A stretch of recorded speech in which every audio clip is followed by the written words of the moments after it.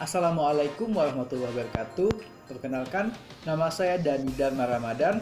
Saya berasal dari Prodi Ilmu Komunikasi, Fakultas Ilmu Sosial dan Ilmu Politik, Universitas Tanjung Pura, Pontianak, Kalimantan Barat.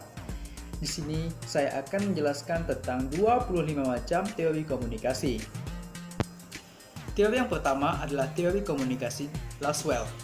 Teori ini dikemukakan oleh Harold de Lasswell pada tahun 1948. Ia membukakan model komunikasi yang sederhana dan hingga kini masih digunakan sebagai model komunikasi dasar.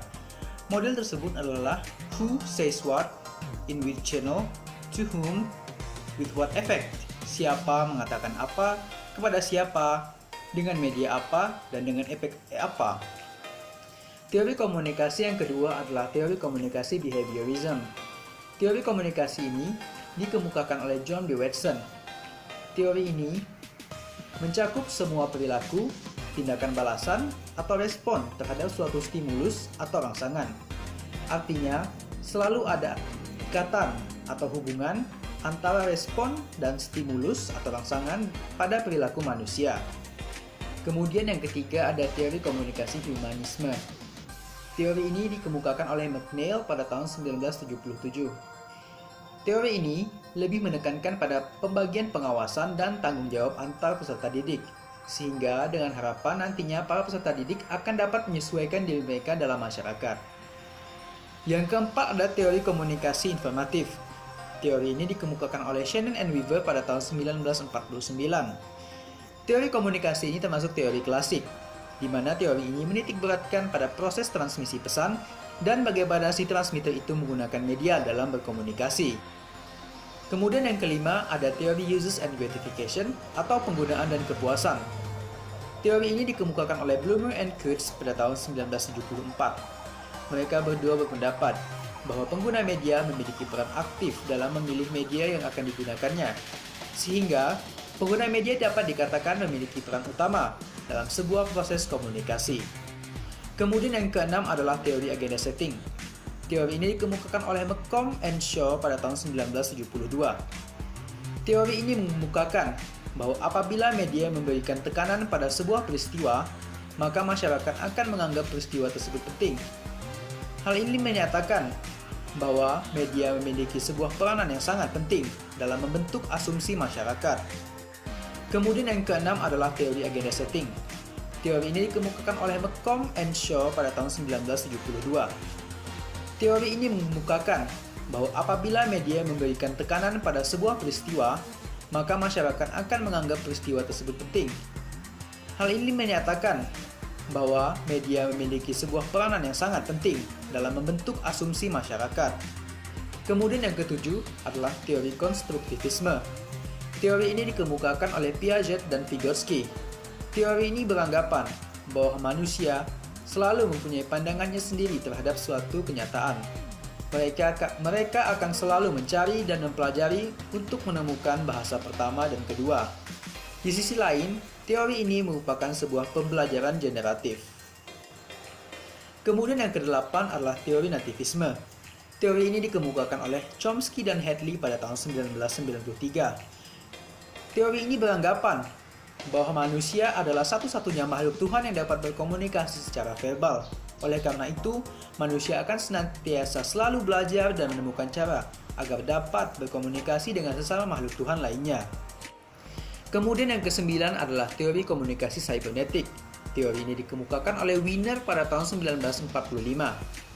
Teori cybernetik ini sendiri adalah sebuah sistem pengontrol yang didasarkan pada komunikasi, baik antara sistem dengan lingkungan maupun antara sistem dengan sistem itu sendiri. Kemudian yang ke-10 adalah teori kognitivisme.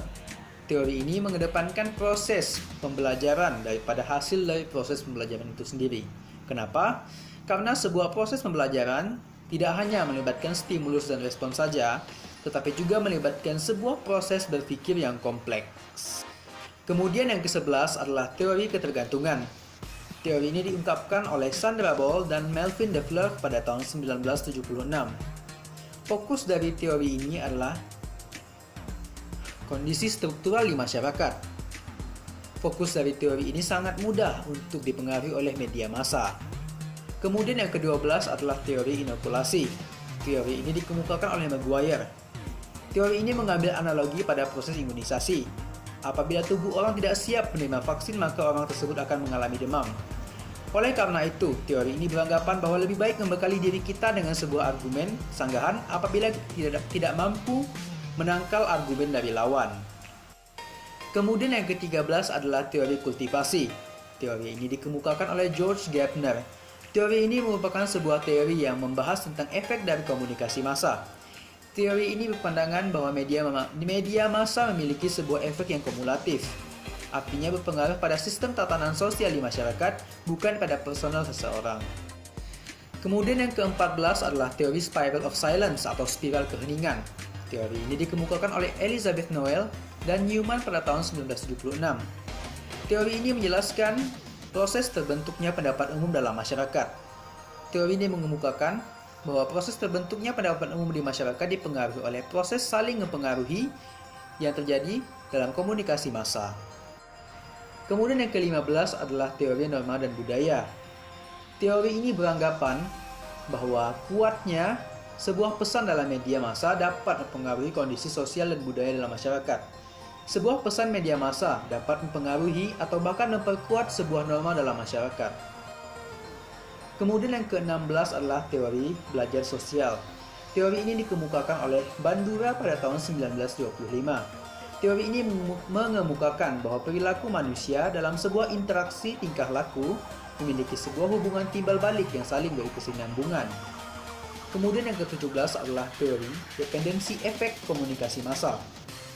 Teori ini beranggapan bahwa kepercayaan seseorang individu terhadap sebuah media akan berkembang apabila kebutuhan informasi seseorang tersebut juga ia dapatkan dan dapat dipenuhi oleh media tersebut. Kemudian yang ke-18 adalah teori komunikasi birokrasi. Max Weber pada tahun 1948 mengungkapkan bahwa model komunikasi birokrasi seringkali dipakai untuk mencapai komunikasi organisasi yang efektif. Kemudian yang ke-19 adalah teori analisis transaksional. Teori ini dikemukakan oleh Eric Berne pada tahun 1960.